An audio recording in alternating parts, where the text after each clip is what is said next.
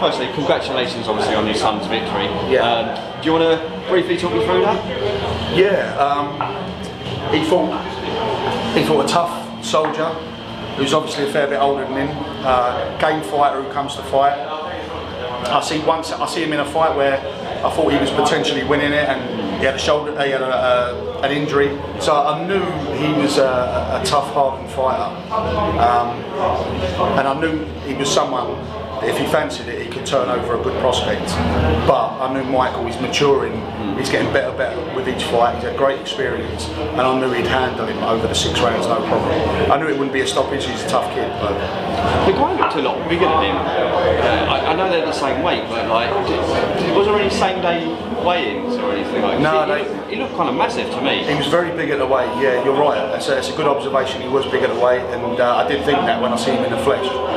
But no, they were the same weight. Yeah. I just want to briefly talk.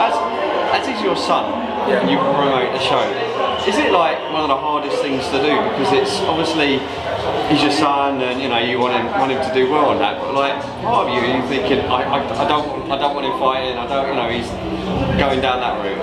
Well, I never wanted him fighting in the first place, but he's absolutely every step of the way he's fought it, and he's got his way. And to be fair, if he weren't very talented, I wouldn't let him do it. But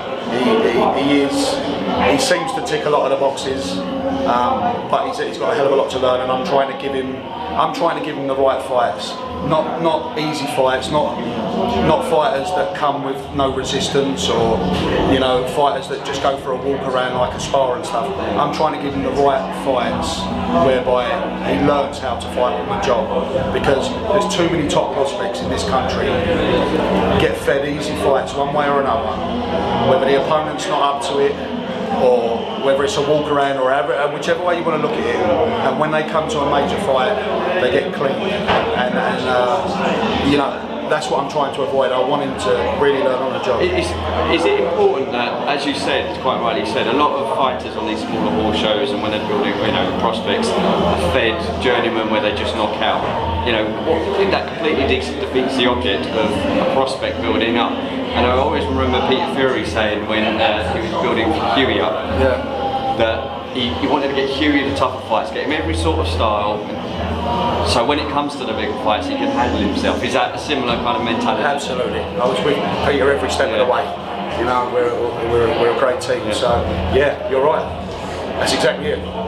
So, in regards to Michael's future, is it a similar thing? It's like just get him all the styles he hasn't fought, and get him those tough, say, journeymen that will last the rounds, and then in the next couple of years maybe start to test him in deeper waters? Is that something? Yeah, I want to give him, you know, like you said about Peter with Hughie. Like, look at Hughie. Hughie turned pro at 18.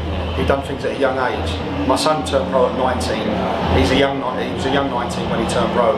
But doing exactly that, getting in fights, competitive fights, whereby he encounters every which style, whether he encounters short fighters, tall fighters, physically tough fighters who are relentless, good boxers, southpaws, orthodox.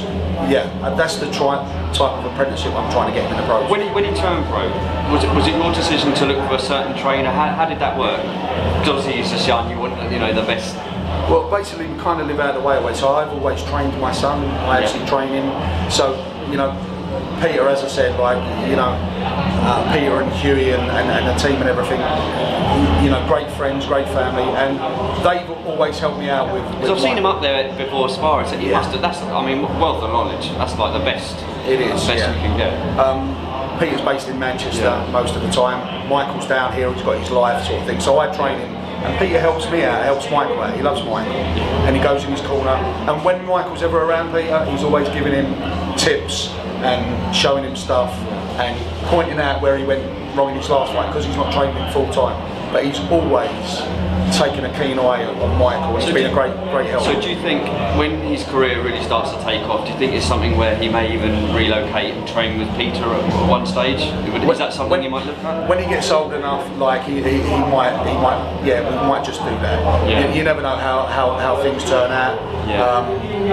You know, we could you know, we could start a massive camp together and we might all sort of like be living in the same place. You just don't know. It's, but he had his debut on Hughie's card, and yeah. When Hughie wins the heavyweight world championship, I want Michael to be in a good fight on that card. Just briefly off topic, I was speaking to Mo, and he said that there might be some shows that you guys are going to be working on in the future. Is that something that's? Look, I've had a very enjoyable experience working with Mo. He's an absolute gentleman, and he's very good to work with. And I would love to do. We've spoke about other shows, and definitely the way this has gone, fantastic. Definitely. Yeah, I mean, York Hall's one of the, still my favourite venue for for these sort of fights, and obviously you got the deal with Channel 5, and you showcase so much talent. Oh, for sure, definitely. And Channel 5 love coming to York Hall, they really do. This is a venue they always lean towards, you know.